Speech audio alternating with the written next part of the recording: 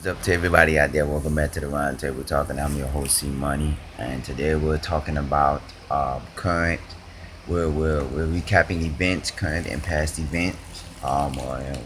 Before we went on break, we was talking about Donald Trump and his plans to build a tall wall and deport the immigrants from this country.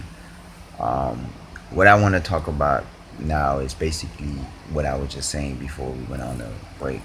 Is that I don't I I oppose of what he's doing, and as you probably can see all over the country, there's a lot of people who are against it and they're protesting his, saying law. And I was watching the news yesterday, and they were saying how he was visiting um, the African American museum that's in Washington D.C. And I'm like, why are you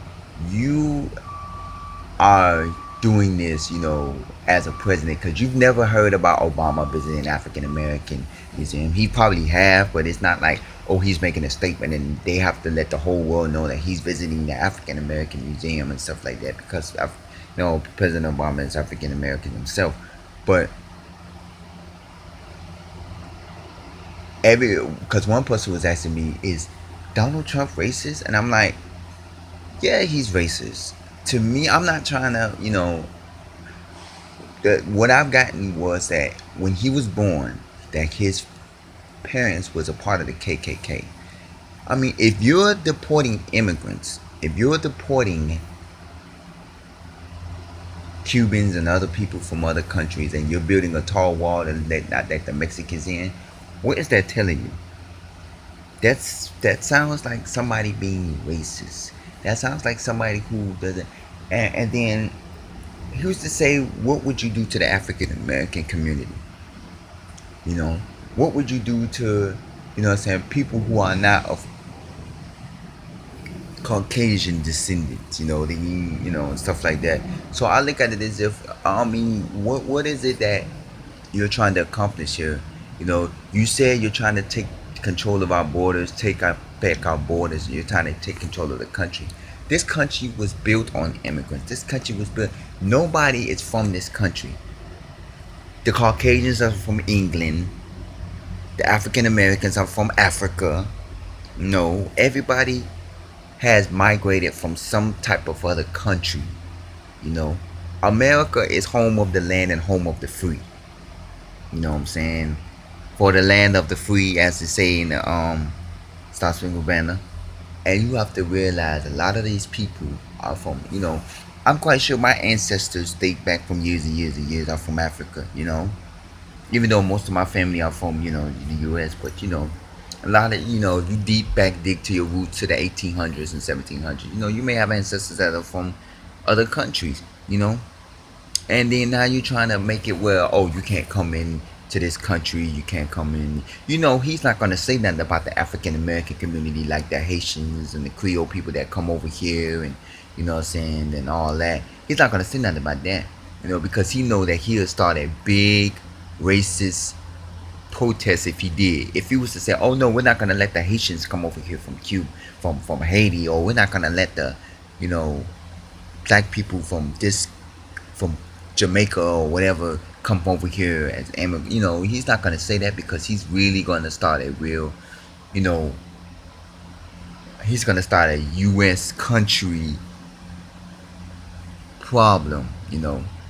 And by you creating these stuff, it's like it's gonna be another war, because a lot of these people, you know, are gonna feel like, hey, you don't want our country in your country, so why should we allow people from your country to come over here? And if you don't want our people to come over there, and now you're gonna cause a complete war with this, because a lot of people here is not gonna like it. Then a lot of people from other countries who are immigrants that want to come over here, not gonna like it. Because they feel like you're doing something wrong, and they feel like that you're not, empowering people and letting people. Because America is the land of the free. You can't go to Cuba, or you can't go to these other countries and expect to live like a free person and have freedom of speech and stuff. Because other countries, they have dictatorship, and they have these type of Some things where you can't, be who you are. You know, remember Cuba had Fidel Castro, and he was the dictator, and a lot of people fled Cuba because they didn't want a dictating country, or they didn't want a dictating city or stuff like that. And they come to America. I'm free. I don't have to be dictated. I can do what I want. I can go to school. I can get a job. I could do this. I could do that. I don't have to be, what I'm saying, a prisoner to a country, or I don't have to be a prisoner to certain things. Just like in Jamaica, even though I'm not saying this to be to thing, I've learned that homosexuality in Jamaica is a sin, and I've learned to realize that a lot of Jamaicans come over here because I've learned, and people have told me this, and I'm quite sure it's a fact. If you know of it, you can comment at the bottom of this page and email us and give me some facts about it. That they kill and they torture, and they do it here in the U.S., but in Jamaica they vandalize, or shall I say, how do you do it? They do away with homosexuality. Like if you're a Jamaican and you're gay in Jamaica and they find out, they bash you, which is called gay bashing. Where they, what I'm saying, beat you up, they destroy you and stuff like that. And I believe that's why a lot of Jamaicans come to the US, because they feel like here, even though homosexuality is bad here, because I've heard places like in Cincinnati, because I had a friend from Cincinnati who said that they'll come in your house and beat you up, or they'll see you on the street and beat you up. There are certain places here that do it, but it's more gay friendlier than other countries and stuff like that, where you walk down the street, what I'm saying, you know, being like certain parts like Georgia. Georgia is the gay cap, like Atlanta. Atlanta is the gay capital of, what I'm saying, the world, where a lot of people are there. Like 80% of the population are gay. And just like Miami has South Beach. South Beach is, most people call it gay beach, because South Beach is where a lot of gay people go at, because they're nightclubs, they're gay friendly there and stuff like that.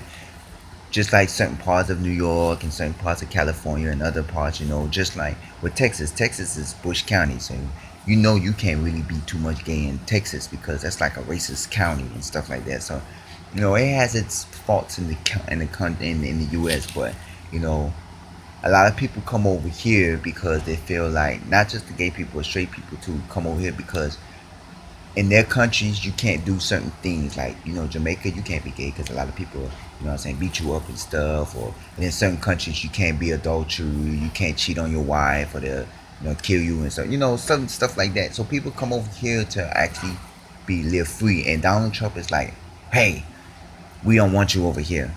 We're trying to take back our country. you know.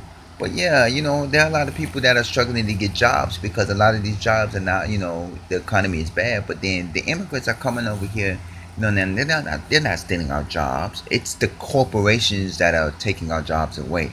Like my mom, she used to work for a company that sell, that made parts for hospitals, and then eventually the company, they're still here, but it's like one small little thing. But the company used to be huge down here, and now they moved the majority of their company to Mexico. And I'm like, it's not the immigrants that are taking over our country, it's the corporations that are moving our jobs to different countries.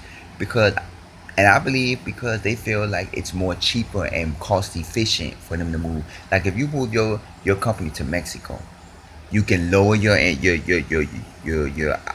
pay wage. Because like now, if you was in New York or something, you're charging $10 an hour for a person. You could probably go to Mexico and charge $5 an hour to have somebody that does the work even better as the person that you charging $10, and now you're saving $5. And I think that's what a lot of companies are doing, and that's what our president need to be focused on. Our president need to be focused on trying to get companies to stop moving the jobs overseas and stop, what I'm saying, don't stop the immigrants from coming over here, because they're trying to have freedom just as much as we're trying to have freedom. I'm quite sure Trump have something like his wife. His wife barely speaks a lick of English from what I was told. The first lady. And a lot of these people, you come out here and then you're trying to stop them from coming over. I'm quite sure Trump has some family members that are immigrants that came over to America. You know what I'm saying? To, you know, and to have freedom and to live the American life. Yeah, of course. It's just that you can't look at it as if stopping the immigrants from coming over is going to stop all the stuff that's happening in America. No, look at all the crime and the shooting and all the other stuff that's going on in America. We got more. We have war over here than it is. I've seen every day I watch the news. I see somebody getting shot and somebody getting killed or somebody dying or stuff like that. But you want to stop the immigrants from coming over. That's the least of our worries. Let the immigrants come over and have fun. It's not like they're coming over like 1,000 a day. It's only like 2, 3 people every other month come over and say, okay, stuff like that. But you're looking at it as if, oh, it's a problem. It's not a problem. It's a problem for you. You know. And now you got all these mayors and governors and city officials and all of these elected officials weighing in on this, and they're putting their 2 cents in, and some of them agree, some of them are disagreeing, and stuff like that. And I was looking at the news where they had a forum in Jacksonville where they had like a I think it was called an immigrant summit or something like that in Jacksonville, Florida, and the mayor of Miami, which is Mayor Carlos Jimenez, and he was talking about it, and he said he approved of some of the stuff of what Trump is doing, but he don't approve of all this stuff. I wanted to say Miami is the new Cuba.